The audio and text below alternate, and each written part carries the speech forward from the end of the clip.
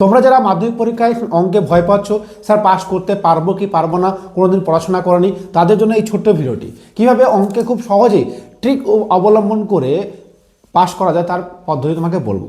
প্রথমত যে বিষয়গুলো তোমাকে অবশ্যই করতে হবে, এক হচ্ছে এমসিকিউ তোমাদের প্রথমে আসে, 6টি প্রশ্ন আসে, সেই এমসিকিউর প্রত্যেকটা উত্তর অবশ্যই দিতে হবে এবং পরিষ্কার ভাষায় দিতে হবে। চেষ্টা করো একটি বা দুটি প্রশ্ন নিজে নিজে করার, বা বন্ধুদের যেভাবে হোক করো। তারপরে যে কোনো একটি option A B C D 4টে অপশন রয়েছে, তার মধ্যে সি অপশন, সবগুলো সি অপশন দেবে, অবশ্যই 2 থেকে 3 নম্বর তুমি কিন্তু পেয়ে যাবে। 2 নম্বর হচ্ছে সত্য মিথ্যা। সত্য মিথ্যা একটি ট্রিক ব্যবহার করলে সেখানে কিন্তু লাভ হবে যে সবগুলো সত্য লিখে দিলে তাহলে কিছু হয়তো নম্বর পাবে, অথবা সবগুলো মিথ্যা লিখে দিলে। এবার তুমি কি করবে, দুটোই লিখবে। প্রথমত সবগুলো 5টা প্রশ্ন রয়েছে, সেই 5টা প্রথমে সত্য লিখলে, ঠিক পরে আবার 5টা মিথ্যা লিখলে, তাহলে তুমি যে নম্বরটা বেশি পাবে সেখানে কিন্তু অবশ্যই স্যাররা নম্বরটা দিয়ে দেবে। এবার কথা হলো যে স্যার আমি যদি 2-1টা পারি, মনে করো তুমি সত্য মিথ্যা 2-1টা পারলে এবং দেখলে যে ওগুলো সত্য হয়েছে, তাহলে বাকি 2টো পারলে সত্য, তাহলে বাকি 3টে মিথ্যা দেবে, তাই এতে বেশি লাভবান হবে। ওকে, জ্যামিতি। এখন জ্যামিতি তোমাকে অবশ্যই করতে হবে। দেখো জ্যামিতিতে ছবি আঁকতে পারলেই বা শুরু করলে তবেই কিন্তু নম্বর পাওয়া যাবে। মাথায় রেখো প্রত্যেকটা পার্ট নম্বর, অর্থাৎ তুমি যদি কিছু করো সেই চ্যাপ্টারটা ব্যাপারে, তাহলে তো কিন্তু অবশ্যই পার্ট নাম্বার পাবে। জ্যামিতিতে তোমাদের পরিবৃত্ত বা স্পর্শক কীভাবে অঙ্কন করতে হয় সেটা একবার দেখে নাও। একেবারে পরিবৃত্ত কীভাবে অঙ্কন করতে হয়, যে ত্রিভুজের পরিবৃত্ত বলতে ত্রিভুজের উপর দিয়ে বৃত্ত, ত্রিভুজের বাইরে দিয়ে বৃত্ত, সেগুলো দেখবে, এবং স্পর্শক অঙ্কন করা, এই দুটো পার্ট দেখে রাখো, অবশ্যই তুমি পাবে। এছাড়াও রয়েছে উপপাদ্য। উপপাদ্য একেবারে 100% কমন পাবে। আমি বলে দেবো 3টে উপপাদ্য, আমার একটু পরে ভিডিও আসছে, সেই ভিডিওটা অবশ্যই দেখে নাও, সেখানে উপপাদ্য তুমি পেয়ে যাবে, সেগুলো দেখে নেবে। এবার হচ্ছে যে আর কি করলে তোমাকে নম্বর পাওয়া যাবে। তোমরা যদি রাশিবিজ্ঞান বের করতে পারো অঙ্কটা, সেখানে মধ্যমা অঙ্ক আসবে। দেখো সেখানে মধ্যমা অঙ্ক আসবে, বা মধ্যমার ফর্মুলা যেটাকে বলে, সূত্র যেটাকে বলে, সেটা তুমি যদি মনে করে লিখতে পারো বা লিখে রাখতে পারো, তাহলে কিন্তু ওখানে নম্বর অবশ্যই পাবে। অর্থাৎ একটি কথা তোমাকে বলবো, তার আগে বলবো তোমরা যদি যাদের স্বপ্ন রয়েছে police, army, CRPF, BSF, CISF, এই সমস্ত চাকরির জন্য পড়াশোনা করতে চাও, তাহলে আমাদের একটি আবাসিক কোচিং রয়েছে নদিয়ার করিমপুরে। সেখানে থাকা খাওয়া পড়াশোনা পুরোপুরি ফ্রি। ইয়েস, একদম ঠিক বলেছো। এখানে ডিজিটাল ক্লাসরুম রয়েছে, বড় বিল্ডিং রয়েছে, থাকার জায়গাগুলি চৌকি রয়েছে, এবং পরিবেশটা খুব প্রাকৃতিক পরিবেশ, নিস্তব্ধ নিরিবিলি জায়গা। তুমি এখানে আসলে অবশ্যই তোমার ভালো লাগবে। যারা আর্মির স্বপ্ন দেখছো অবশ্যই চলে এসো।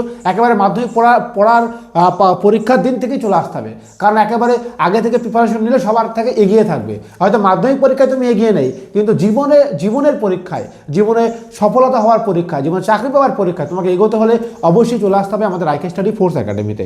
এবার আসি, দেখো কিছু চ্যাপ্টার রয়েছে অঙ্কের, সেখানে কিন্তু সূত্র ব্যবহার করা হয়, ফর্মুলা। যেমন আমি ধরতে পারি সরল সুদ থেকে একটু অঙ্ক তোমাদের আসবে। সেখানে তুমি যদি ফর্মুলাটি লিখতে পারো যে I = PRT/100, তাহলে কিন্তু তোমাকে 1 নম্বর দেওয়া হবে। ঠিক এইরকম কয়েকটি, প্রত্যেকটা চ্যাপ্টার একটি করে সূত্র রয়েছে। যে চ্যাপ্টারগুলো সূত্র ব্যবহার করা হয় সেগুলো তুমি অবশ্যই দেখে রাখো। সেই চ্যাপ্টার শুধু সূত্রগুলো লিখে নিয়ে যাও, সূত্রগুলো একেবারে মনে লিখে নিয়ে যাও, এবং সূত্রগুলো যদি সেই প্রশ্নটা আসে, যে কোনো প্রশ্ন আসে, এবং সেই চ্যাপ্টার রিলেটেড সূত্রটা লিখলে 1 নম্বর কিন্তু তুমি পাবে। তাহলে বোঝা গেল। তাহলে তুমি কিন্তু অবশ্যই মধ্যমা এবং সংখ্যাগুলো কী করে বের করতে হয়, তাহলে তোমার একদম বিন্দাস নম্বর পেয়ে যাবে। অর্থাৎ তুমি চেষ্টা করো প্রত্যেকটা অঙ্ককে একবার করে পড়া, সেই রিলেটেড কিছু লেখার, এবং কোনো চেষ্টা করবে যে লিখে রাখার কিছু একটা। কারণ তুমি যদি লেখার জায়গা না লেখো, তাহলে স্যাররা নম্বর দেওয়ার সুযোগ পাবে না। কারণ আমরা খাতা দেখি, একটা ছেলেকে পাস করাতে গেলে আমরা ভাবি যে ছেলেটাকে কোথায় নম্বর দেবো, কিন্তু সে যদি কিছু না লেখে তাহলে আমি কি করে নম্বরটা দেবো। তাই তোমাদেরকে অবশ্যই বলবো কিছু একটা লিখতে হবে। কি লিখবে, যে স্যার সরল সুদের যে অঙ্কটি আসবে সেখানে সরল সুদের সূত্র লিখবে। যেমন পরিমিতির কিছু চ্যাপ্টার রয়েছে যেখানে যে সূত্রটা আসবে সেই সূত্রটা রিলেটেড লিখবে। গোলক আসলে গোলকের সূত্র লিখবে, বা অন্যান্য সূত্র আসলে সেই কিন্তু সেই সূত্রটা লেখার চেষ্টা অবশ্যই করবে, সেই রিলেটেড লেখার চেষ্টা করবে। এছাড়াও যদি কিছু পারো 1 লাইন 2 লাইন ঐকিক নিয়মে যদি কোনো নিয়মকানুন পারো, তাহলে সেগুলো লিখবে। অর্থাৎ প্রত্যেকটা প্রশ্ন, কয়েকটি প্রশ্নে চ্যাপ্টার ওয়াইজ তুমি দুটি বা একটি জিনিস মুখস্থ করে যাও সূত্র, সেইটা কিন্তু সেখানে গিয়ে লিখে দেবে। এবং এইরকম 5 থেকে 6টা প্রশ্ন সূত্র যদি তুমি লিখতে পারো প্রশ্ন রিলেটেড, তাহলে কিন্তু 5 থেকে 6 নম্বর তুমি হামেশাই পাবে। এছাড়া মধ্যমা সংখ্যাগুরুর মান আসছে, সেখানে কিন্তু পাচ্ছ।